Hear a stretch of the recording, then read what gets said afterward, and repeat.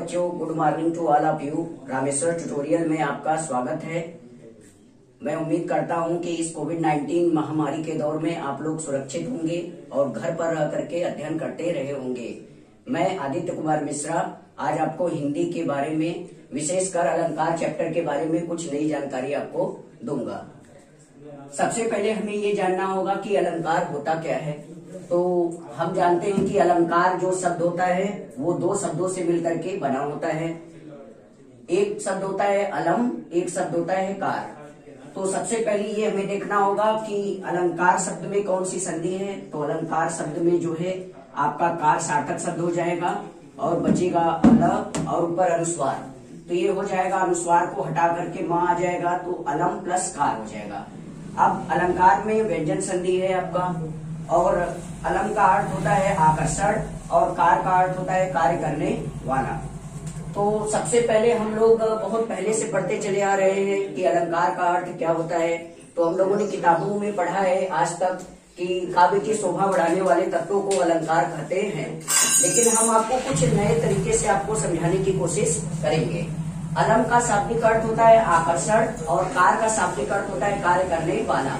अर्थात हिंदी भाषा में शब्दों के माध्यम से आकर्षण का काम करने वाले को ही हम अलंकार कहते हैं। आमतौर पे हम लोगों ने देखा होगा कि अलंकार शब्द गहनों की दुकानों पर हमें देखने को मिलता है, जैसे धर्मेर अलंकार मंदिर, सोहन अलंकार मंदिर। तो अलंकार का शाब्दिक अर्थ जो होता है वो आपका आभूषण होता है, गहना होता है, जिसको हम अंग्रेजी में ज्वेलरी कहते हैं। तो मूल रूप से अलंकार की परिभाषा में क्या होता है, आकर्षण का काम करने वाले को ही हम अलंकार कहते हैं।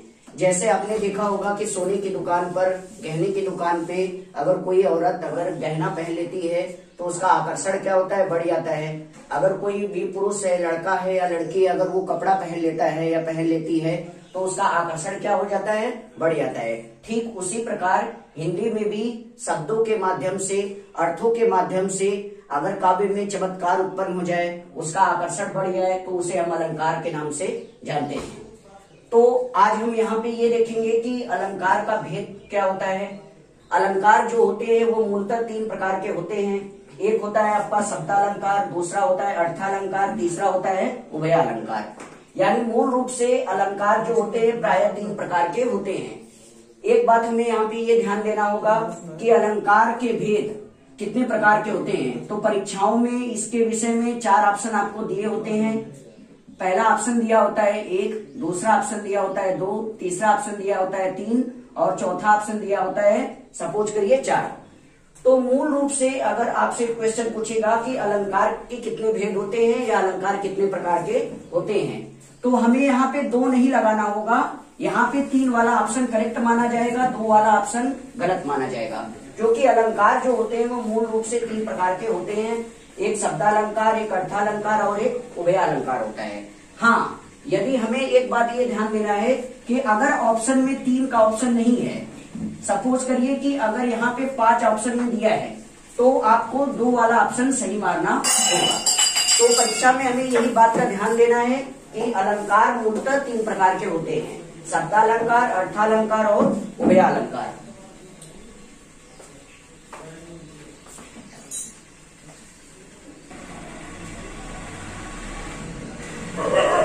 हाँ बच्चों, मैं ये कह रहा हूँ कि जो भी मैंने यहाँ पे लिखा है सबसे पहले आप उसका स्क्रीनशॉट ले लीजिए, हम भर जाएंगे।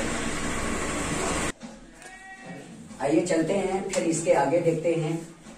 तो अलंकार के 3 भेद होते हैं, जैसा कि हमने अभी पढ़ा है। तो 3 प्रकार के होते हैं, शब्दालंकार, अर्थालंकार और उभयालंकार। उसमें से सबसे पहले हमें शब्दालंकार के बारे में पढ़ना है। तो सबसे पहले हम लिखते हैं कि शब्दालंकार 2 शब्दों से मिलकर के बना होता है, शब्द प्लस अलंकार। शब्द का अर्थ शब्द से होता है, अलंकार का अर्थ होता है आकर्षण का कार्य करने वाला। अर्थात शब्दालंकार वह अलंकार होता है कि जिसके शब्द के माध्यम से आकर्षण उत्पन्न हो जाए। यानी किसी भी काव्य को पढ़ते समय या सुनते समय या लिखते समय अगर शब्दों के माध्यम से वहां पे चमत्कार उत्पन्न हो जाए, शब्दों के माध्यम से आकर्षण उत्पन्न हो जाए, तो वहां पर शब्दालंकार होता है। तो सबसे पहले हम इसको उदाहरण के माध्यम से समझेंगे कि किसी भी काव्य को केवल हम पढ़कर, सुनकर या देख करके, केवल शब्द को सुन करके अगर हमें वहां पे आनंद उत्पन्न होता है, आकर्षण बढ़ जाता है, तो वहां शब्दालंकार होता है। तो सबसे पहले हम एक एग्जाम्पल देखते हैं। बुंदेलों के हर बोलो मुख हमने सुनी कहानी थी, खूब लड़ी मर्दानी वह तो झांसी वाली रानी थी। तो सबसे पहले हम यहाँ पे ये देखेंगे, ये एक वाक्य है जो कि सुभद्रा कुमारी चौहान के द्वारा लिखा गया है। तो उसमें उन्होंने वीर पुरुष के बारे में, यहाँ पर सुभद्रा कुमारी चौहान ने रानी लक्ष्मीबाई के बारे में बताया है कि बुंदेलखंड के लोग एक कहानी सुना करते थे कि झांसी वाली रानी युद्ध के मैदान में बहुत ही वीरता के साथ एक वीरांगना के साथ लड़ते हुए शहीद हो गई थी। तो सबसे पहले हम इस वाक्य में देखेंगे कि यहाँ पे ढेर सारे शब्द आए हैं और शब्दों के समूह को हम वाक्य कहते हैं। और इसमें क्या हुआ है कि हम जब यहाँ पे शब्दों को देखते हैं तो शब्द को देख कर उसको पढ़ करके या सुन करके हमें आकर्षण का भाव उत्पन्न हो जाता है। तो इस वाक्य में आपका कौन सा अलंकार है?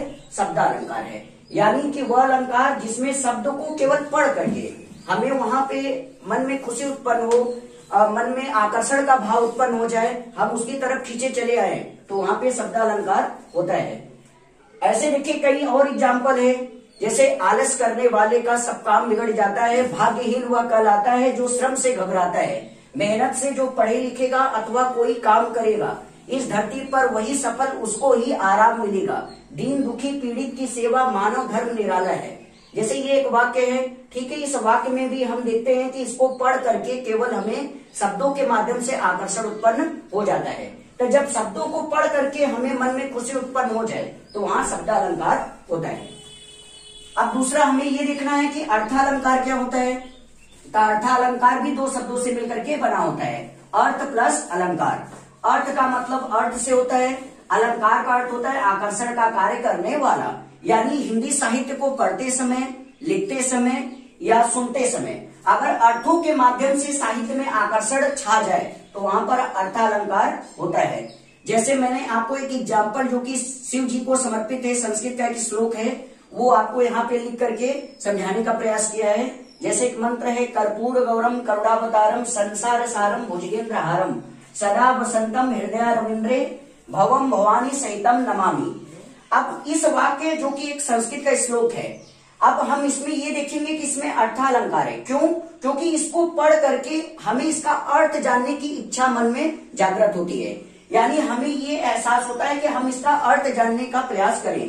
तो अगर हम इसको सीधे बस पढ़ें तो यहाँ पर हमें इसका अर्थ समझ में नहीं आएगा। तो यहाँ पे हमें ये जरूरी है कि हम इसका अर्थ जानने का प्रयास करें। तो इसमें ये कहा गया है कि जिनका वर्ण यानी जिनके चेहरे का रंग कपूर के समान गोरा है और पूरे संसार का जो कारण है, पूरे संसार का जो निष्कर्ष है, भुजगेंद्र हारम, भुजग मतलब होता है, ठीक है, आपका सर्प होता है, जिनके गले में सर्पों की माला सुशोभित होती है, और वो सदा वसंतम हृदय अरविंद्रे, और जो माता भवानी के हृदय में साक्षात विराजमान है, ऐसे उमापति को मैं नमस्कार करता हूँ। अब इस वाक्य में हमने ये देखा कि यहाँ अर्थ को जान करके हमारे मन में आकर्षण का भाव उत्पन्न हुआ, इसलिए इस वाक्य में आपका अर्थालंकार है। अब बच्चों आप लोग जो ये लिखा हुआ है आप इसका शॉर्ट स्क्रीन ले लीजिए, तब तक हम हट जाते हैं। आइए बच्चों आगे देखते हैं, आगे का टॉपिक शब्दालंकार हो चुका है, अर्थालंकार हो चुका है। अब हम तीसरा देखते हैं उभयालंकार। तो उभयालंकार जो है ये दो शब्दों से मिलकर के बना है, उभय और अलंकार। उभय का अर्थ होता है दोनों, यानी कि शब्द और अर्थ दोनों। अलंकार का अर्थ होता है आकर्षण का कार्य करने वाला, यानी वह अलंकार जिसमें किसी वाक्य को सुन करके, पढ़ करके या देख करके शब्द और उसका अर्थ दोनों को जानने की इच्छा हमारे मन में आ जाए, तो वहां पर उभयालंकार होता है।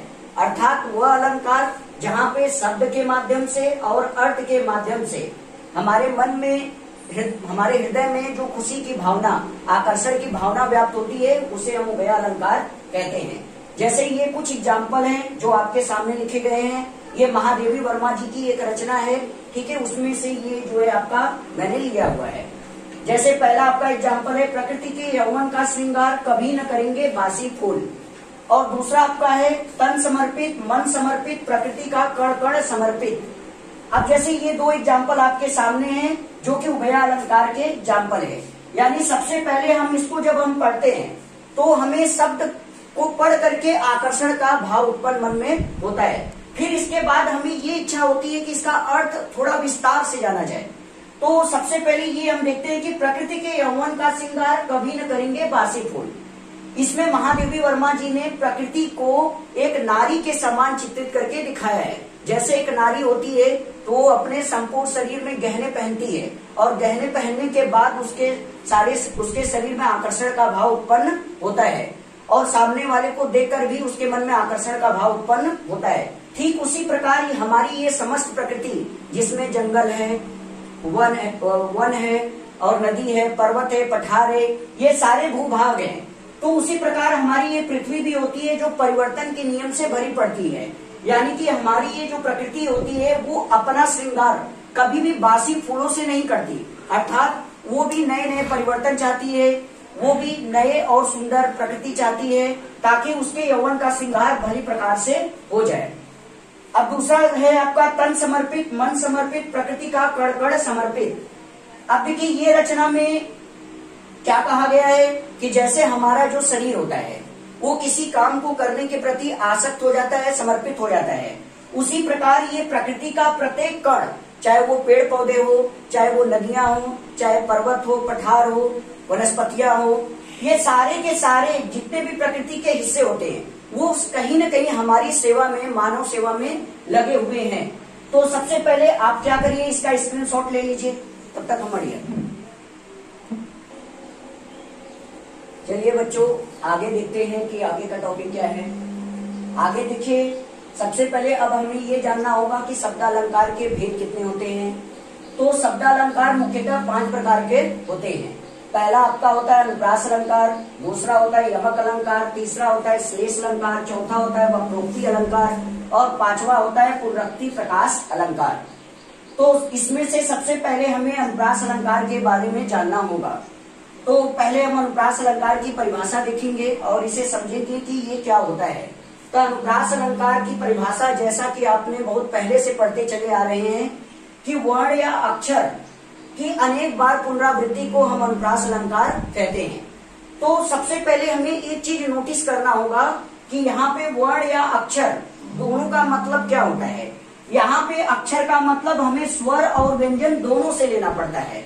आज तक हम किताबों में पढ़ते आए हैं कि वर्ण या अक्षर की अनेक बार पुनरावृत्ति को अनुप्रास अलंकार कहते हैं, लेकिन वहां पर ये नहीं बताया जाता है कि अक्षर का अर्थ केवल स्वर से होता है या केवल व्यंजन से होता है या दोनों से होता है।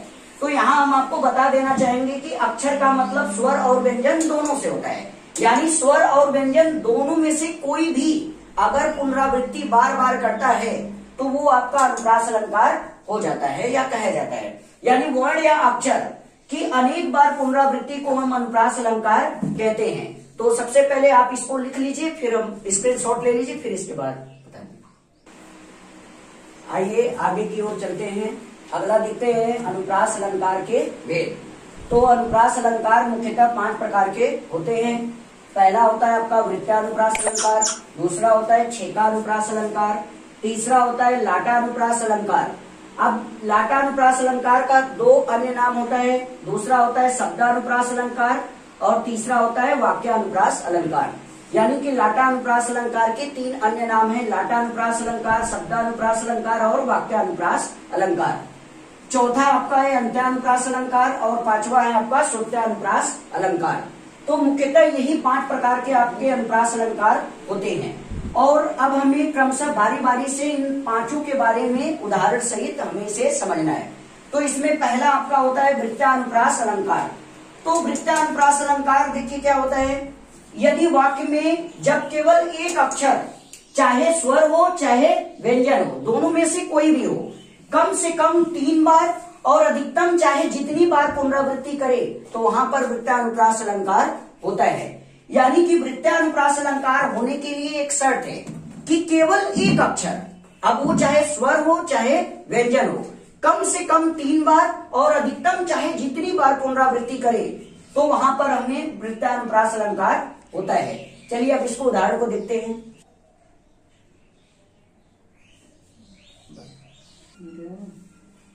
अब चलिए हम बच्चों आगे का हम टॉपिक देखते हैं, वृत्तानुप्रास अलंकार के उदाहरण। तो इसमें वृत्तानुप्रास अलंकार के उदाहरण में आपको 4 प्रकार के मुख्यतः टाइप मिलेंगे। उसमें से पहला टाइप, जब अक्षर की पुनरावृत्ति लगातार हो। जब कोई अक्षर, चाहे वो स्वर हो चाहे वो व्यंजन हो, जब उसकी पुनरावृत्ति लगातार हो तो उसे हम फर्स्ट टाइप कहते हैं। अब पहले टाइप का जो भी एग्जाम्पल है वो मैंने यहाँ पर आपको बारी बारी से लिखा है और इसको आते हैं बारी बारी से समझते हैं। वृत्त एक हमें नोट ये ध्यान देना होगा कि वृत्तानुप्रास अलंकार तथा अन्य सभी अनुप्रास अलंकार में मात्राओं का ध्यान नहीं रखा जाता है, केवल अक्षर को देखते हैं। इसका हम विशेष ध्यान रखते हैं कि वृत्तानुप्रास अलंकार में हमेशा केवल हम अक्षर को देखते हैं, उस पे लगी मात्राओं को हम ध्यान में नहीं रखते हैं। यानी हम केवल और केवल अक्षर से हमें मतलब है, मात्राओं से कोई मतलब नहीं है। तो आइए देखते हैं कि पहला एग्जाम्पल जो कि अलग अलग परीक्षाओं में पूछे जाते हैं। जैसे पहला एग्जाम्पल है तरणी तनुजा तट तमाल तरुवर बहु छाये, और दूसरा एग्जाम्पल है आपका रघुपति राघव राजा राम पतित पावन सीताराम। तो इसमें हम पहला ये देखते हैं कि तरणी तनुजा तट तमाल तरुवर बहु छाये, ये आपका वृत्तानुप्रास अलंकार का उदाहरण है। तो इसमें हम ये देखते हैं कि ताड़ी शब्द का पहला अक्षर त है, तनुजा शब्द का पहला अक्षर त है, तट शब्द का पहला अक्षर त है, तमाल शब्द का पहला अक्षर त है, तरुवर शब्द का पहला अक्षर त है। अब एक चीज हमें यहाँ पे ये ध्यान देना है कि ताड़ी से लेकर के तरुवर तक हम देख रहे हैं प्रत्येक शब्द का पहला अक्षर त है। और हमने अभी इससे पहले पढ़ा है वृत्तानुप्रास अलंकार की परिभाषा में कि जब केवल एक अक्षर, चाहे वो स्वर हो चाहे वो व्यंजन हो, कम से कम 3 बार और अधिकतम चाहे जितनी बार पुनरावृत्ति करे तो वहां पर वृत्तानुप्रास अलंकार होता है। तो हम इस एग्जाम्पल में देखते हैं कि त अक्षर जो कि व्यंजन अक्षर है, ये देखिए कम से कम कितनी बार रिपीट किया है, 1 2 3 4 5 बार रिपीट किया है। तो हमें तो केवल कम से कम 3 बार चाहिए, यानी कि केवल एक अक्षर कम से कम 3 बार रिपीट करे और अधिकतम चाहे जितनी बार रिपीट करे तो वहां वृत्तानुप्रास अलंकार होता है। तो हम यहाँ पे देखते हैं कि इस एग्जाम्पल में आपका त अक्षर जो है 5 बार रिपीट किया है।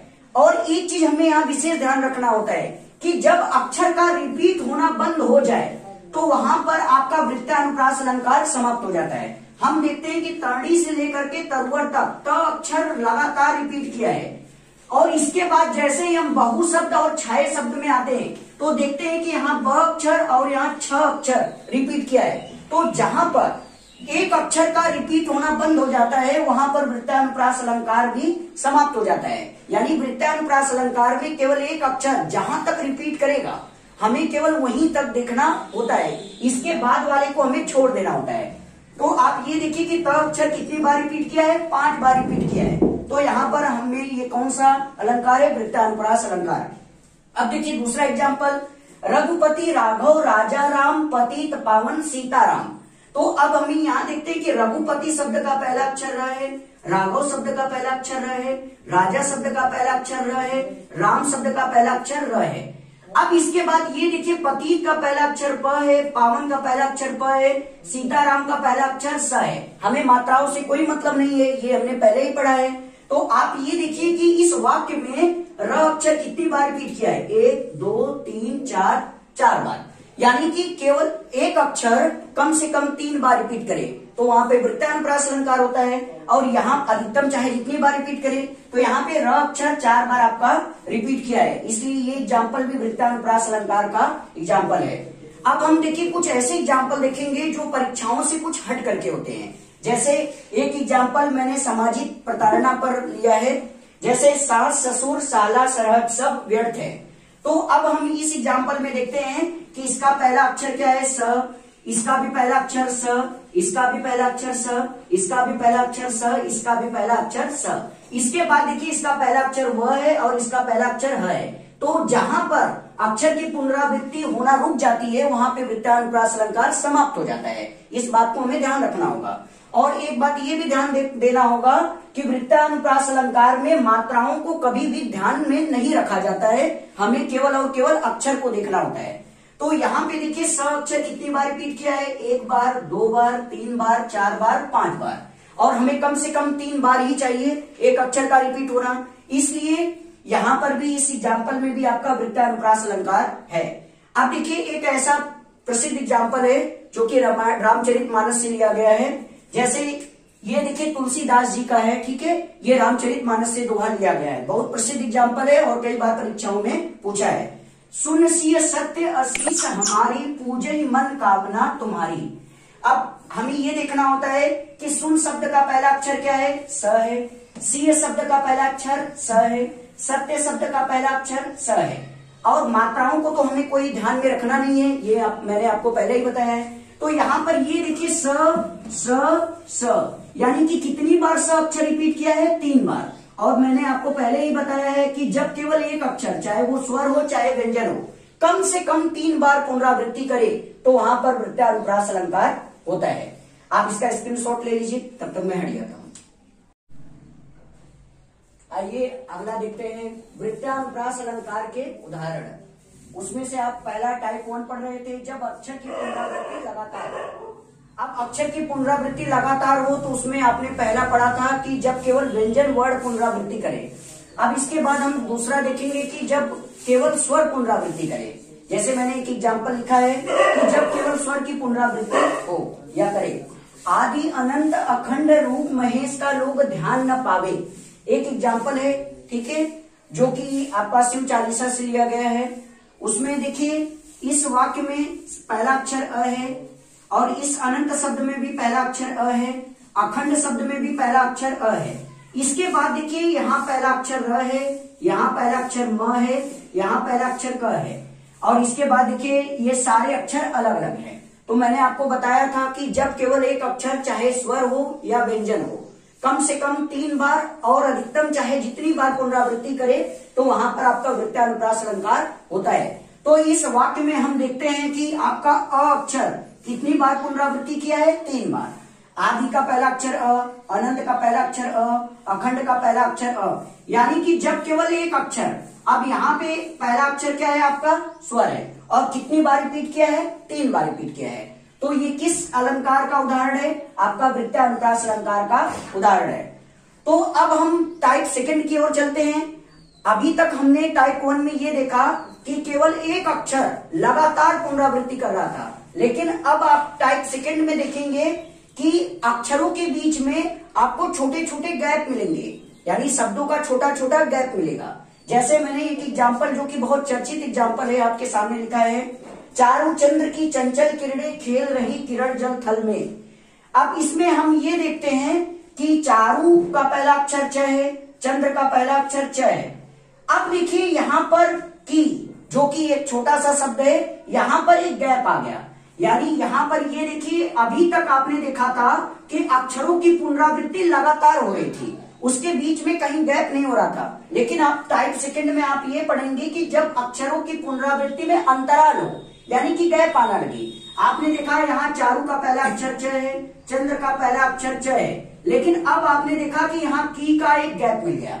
अब आप आगे देखिए, चंचल का पहला अक्षर च है।